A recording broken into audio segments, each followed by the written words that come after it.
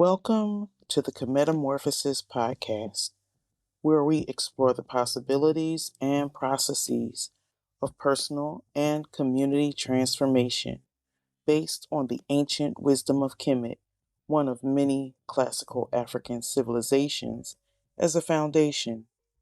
I am Dr. Catherine Lynn Adams, an associate professor of African and African American Studies at Claflin University, where I teach courses on oral and literary traditions of the African world, with an emphasis on interviewing and archiving the stories of our elders. I am serving as a scribe for this project. Joining me is Baba Derrick Jackson. Baba Derrick is the priest and thought leader of Christ Universal Temple, a spiritual community in South Carolina. In this episode, I asked Baba about pastoral care and the work he does beyond the pulpit, and he describes why we are God different. There's one thing that people in the congregation see. We see the Sunday morning service. We see the multitude of things that we have, the study group, the Sankofa Forum, but there are some things that we don't see behind the scenes that you do. And sometimes we see them in happy moments and sometimes not so happy moments that are a part of pastoral care. And I was wondering if you could say a little bit about your work that is behind the scenes or beyond the pulpit. I'm not sure how to begin that discussion, but let me just say this. Based on our discussion offline, it made me go and pull a book,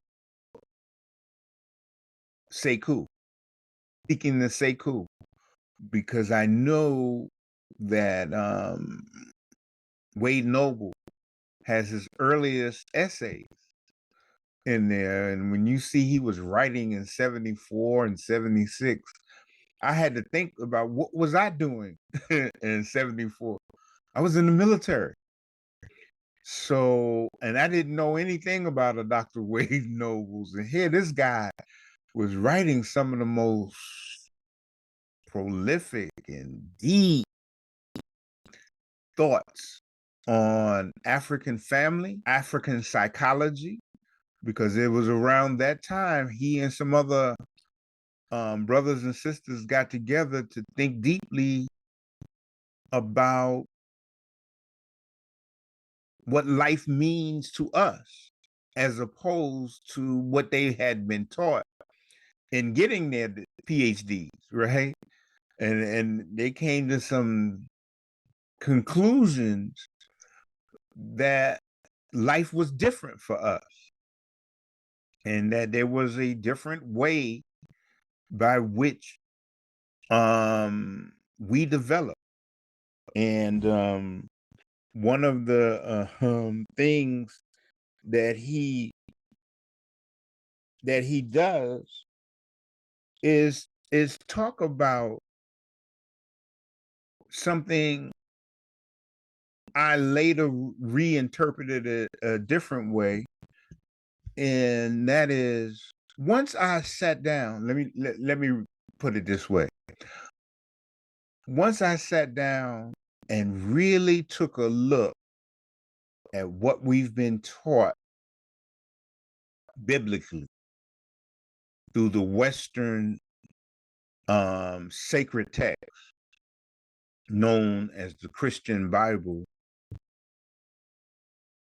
and once I had a different way of viewing that text, I see that Wade Nobles came to the same conclusion, and that is, he says it differently, but my conclusion is we're God different. And because we're God different, then I have to take a different way at looking at us and researching and developing conversations and having counseling sessions with people that spoke to us, spoke to our needs, spoke to our culture and what our culture calls for, instead of what somebody else's culture called for. And that has been and still is a very difficult path, because of white facing, and whiteness invades so much of what I call the academic thinking of people, to the point that we don't know our culture. We don't know what our culture calls for. And so then we get hung up in what other people say our culture is and what our culture is about. And the other people who are saying it have never had our interests at heart. So because there is no blueprint for me to follow, a lot of times I just have to create it as we go. I have to first see it as a problem and then say, okay, how do we resolve this problem? And one of the things that I've been taught is then go research your ancestors and see what they thought about it. If that problem ever occurred, and if it occurred, how did they handle it? This past Sunday, as you know, I've been following two questions that I've been asking. Who should I follow? And who should I listen to? And for me, that is such an important question that we should ask ourselves, not once or twice, but daily, because of the way the social structure inundates us with information that's really distracting, takes us away from understanding who should I follow, who should I listen to. And so it makes it very difficult, because the courses that I took on pastoral care really didn't have anything to do with us. So that made it even more difficult, right? And my meeting of a brother who is now Makaru transitioned to be an ancestor, Dr. Nicholas Cooper-Lewter, really transformed my thinking in that subject. And I would like to say we transformed each other's thinking in that subject, because we said to ourselves, this stuff is not going to work for our people. When we looked at that stuff, nah, that's not their problem.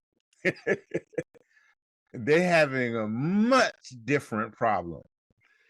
And so we use the biblical text to see what answers it might have had that our people can use. And that's when we started to see it differently. So I wanted to say that one of the things that I'm so very happy that meeting happened, and it's also one of my biggest regrets that I didn't get a chance to meet Dr. Cooper-Lewter. And I want to mention one of his books, Black Grief and Soul Therapy, Mm-hmm. because it was transformative for me. during COVID.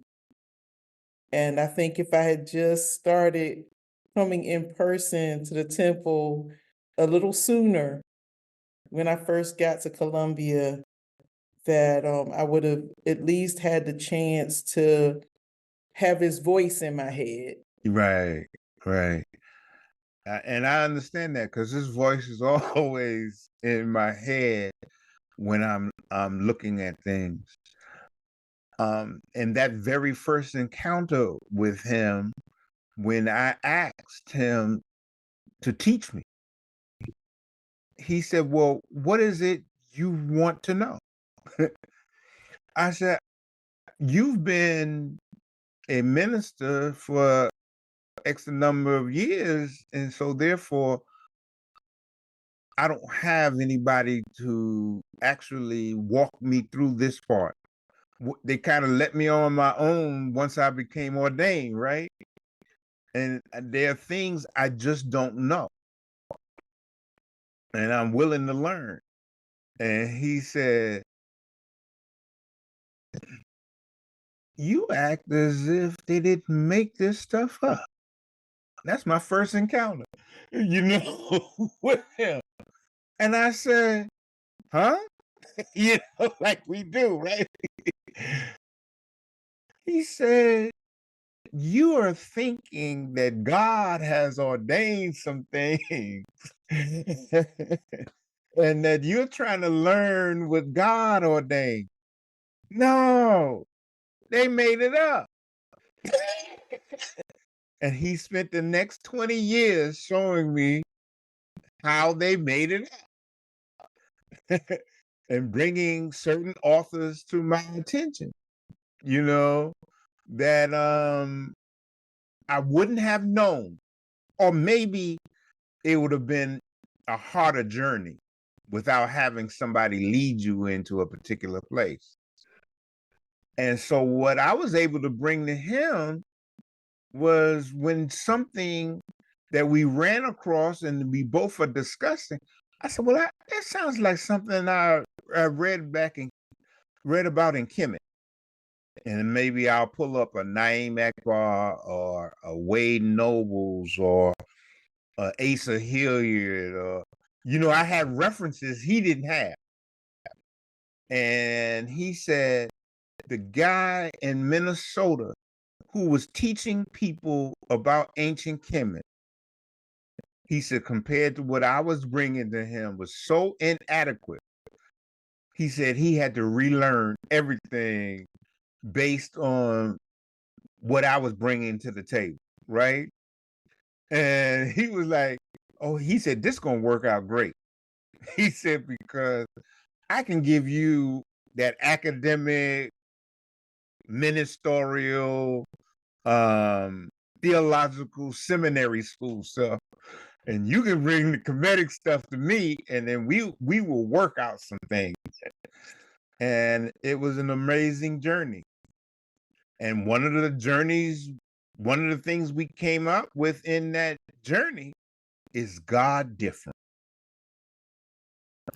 I think maybe we should pause it right there and have people stay tuned to the next episode. Thank you, Baba.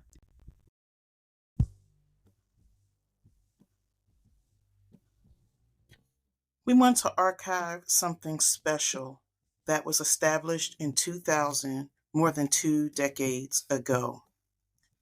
In upcoming episodes, we will be exploring the history of Christ Universal Temple, its teachings on spirituality and personal growth, and its role in the Columbia, South Carolina community. We invite you to like, comment, and subscribe to receive notifications for future episodes. Thank you for listening.